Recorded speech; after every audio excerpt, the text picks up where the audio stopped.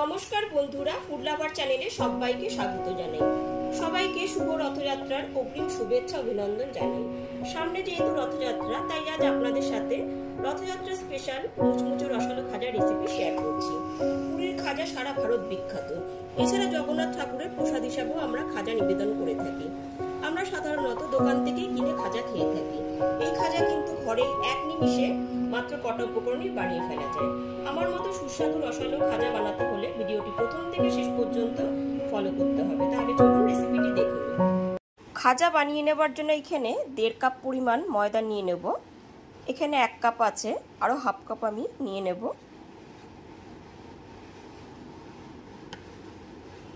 প্রথমে 1 কাপ ঢেলে দিয়েছি, আরও হাফ কাপ পরিমাণ ময়দা ঢেলে দিচ্ছি। মোট এখানে 1.5 কাপ পরিমাণ ময়দা নিয়ে নিলাম।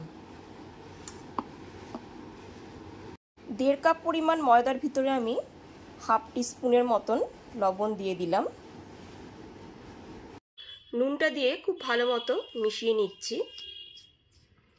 এরপর এর মধ্যে অল্প অল্প করে জল দিতে হবে, ময়দাটাকে মেখে নিতে হবে। ময়দাটা কিন্তু খুব নরম করে মাখলে হবে না, ময়দাটা একটু শক্ত করেই মেখে নিতে হবে। অল্প অল্প করে এরকম জল দেবো আর ময়দাটা মাখতে থাকবো। পুরো ময়দাটা মাখতে কিন্তু হাফ কাপ পরিমাণই জল লেগেছে, বেশি জল কিন্তু এখানে লাগেনি। ময়দাটা একটু শক্ত করে মেখে রেডি করে নিতে হবে। হাফ কাপ পরিমাণ নর্মাল টেম্পারেচারে রাখা জল দিয়ে ময়দাটা খুব সুন্দর করে মেখে নিয়েছি। দেখিয়ে দিচ্ছি, ময়দাটা একটু শক্ত করেই মেখে নিতে হবে। এরপর ময়দাটা 15 মিনিট ঢেকে রেস্টে রেখে দিতে হবে।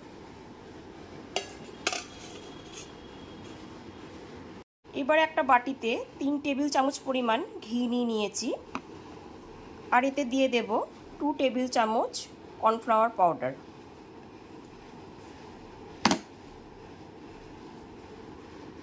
এবার এটা খুব ভালো মতো মিশিয়ে নেব। 3 টেবিল চামচ ঘি আর 2 টেবিল চামচ কর্নফ্লাওয়ার পাউডার খুব ভালো মতো মিশিয়ে নিয়েছি।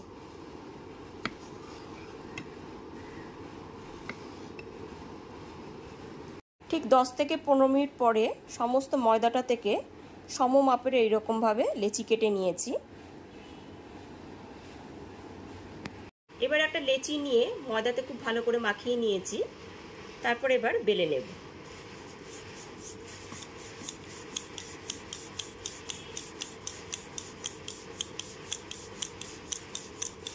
এরকম একটা গোল রুটির মতন করে বেলে নিয়েছি, কিন্তু খুব পাতলা করেই বেলে নিতে হবে। দেখুন এখানে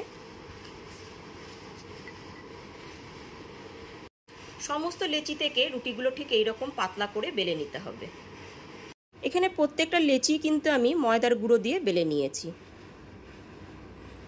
সমস্ত লেচিগুলোকে ময়দার গুঁড়ো দিয়ে একদম পাতলা করে রুটির মতন করে বেলে নিয়েছি। এবারে একটা রুটির ওপর দিয়ে ঠিক এইরকমভাবে ঘি আর কর্নফ্লাওয়ারের মিশ্রণটা এরকম দিয়ে দিচ্ছি। এবার হাত দিয়ে খুব ভালো মতো একটু ছড়িয়ে নিতে হবে।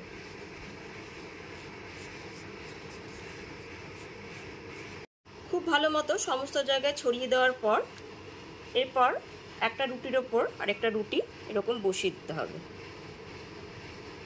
সেকেন্ড রুটিটা দেওয়ার পরও ঘি আর কর্নফ্লাওয়ারের মিশ্রণটা খুব ভালো মতো দিয়ে দেওয়ার পর এইরকমভাবে একটু মাখিয়ে নিতে হবে। একই রকমভাবে 5টা রুটির ওপরে আমি ঠিক এইরকমভাবে ঘি আর কর্নফ্লাওয়ারের মিশ্রণটা দিয়ে দেব আর ঠিক এইরকমভাবে মাখিয়ে নেব। 5টা রুটির ওপরে আমি ঘি আর কর্নফ্লাওয়ারের মিশ্রণটা খুব ভালো মতো মিশিয়ে দিয়েছি। এবার এটা ঠিক এইরকমভাবে ফোল্ড করে নিতে হবে।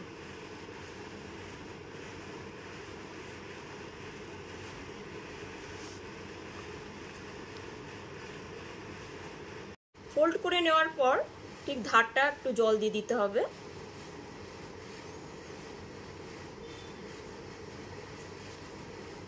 জলটা দিয়ে দেওয়ার পর একটু এরকম চেপে চেপে বন্ধ করে নিতে হবে।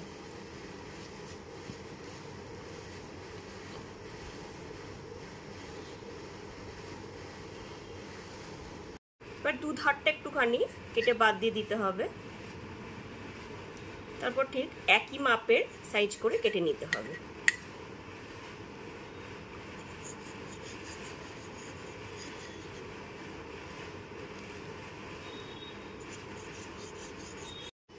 সমমাপের ঠিক এইরকম ভাবে কেটে নিয়েছি। প্রত্যেকটাকে এইরকম ভাবে কেটে নেওয়ার পর ঠিক এইরকম ভাবে বেলনি দিয়ে বেলে নিতে হবে।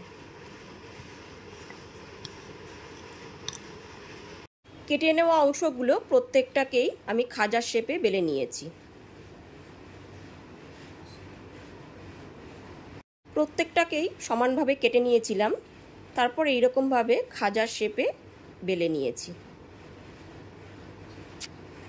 খাজাগুলো ভেজে নেওয়ার জন্য গ্যাসের ফ্লেমটা অন করে একটা কড়াই বসিয়ে দিয়েছি। তাতে দিয়ে দিয়েছি পরিমাণ মতো সাদা তেল। তেলটা এখানে খুব ভালো মতো গরম করে নেব। তেলটা এখানে খুব ভালো মতো গরম হয়ে গেছে। এরপর গ্যাসের ফ্লেমটা মিডিয়ামে করে দিয়ে প্রত্যেকটা খাজা দিয়ে দিচ্ছি।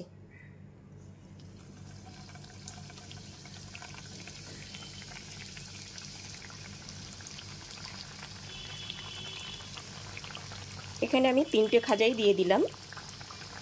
গ্যাসের ফ্লেমটা এখন লো টু মিডিয়ামে রেখে খাজার এক পিঠটা হয়ে গেলে পরে অপর পিঠটা উল্টে দেব।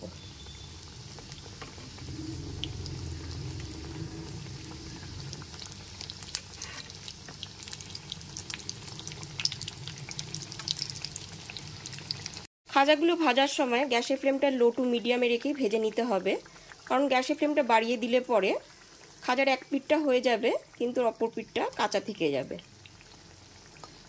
ঠিক এইরকমভাবে এক পিঠটা হয়ে গেলে পরে অপর পিঠটা উল্টে দিচ্ছি।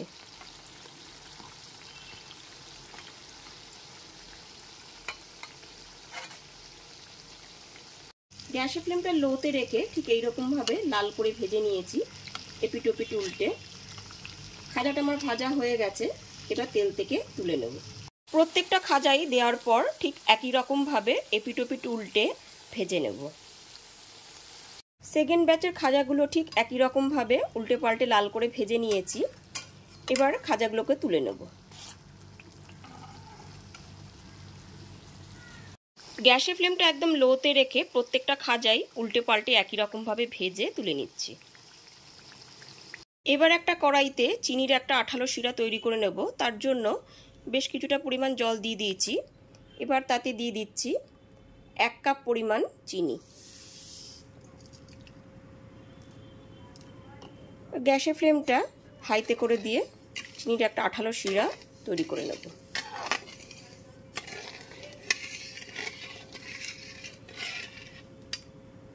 বেশ কিছুক্ষণ ধরে জাল করে নিয়ে চিনির এইরকম একটা আঠালো শিরা তৈরি করে নেব। গ্যাসের ফ্লেমটা হাইতে করে দিয়ে বেশ কিছুক্ষণ ধরে জাল করে নিয়ে চিনির একটা আঠালো শিরা তৈরি করে নেব।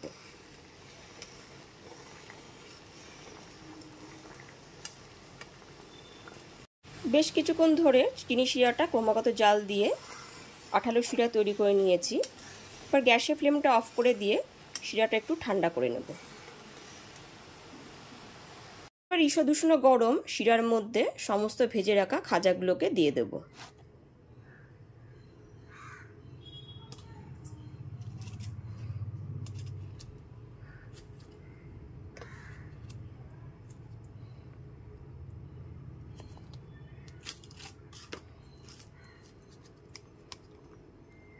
সমস্ত ভেজে নেওয়া খাজাগুলো শিরার মধ্যে দিয়ে দেওয়ার পর 2 থেকে 3 মিনিট একটু উল্টে পাল্টে নিয়ে তারপর তুলে নেব।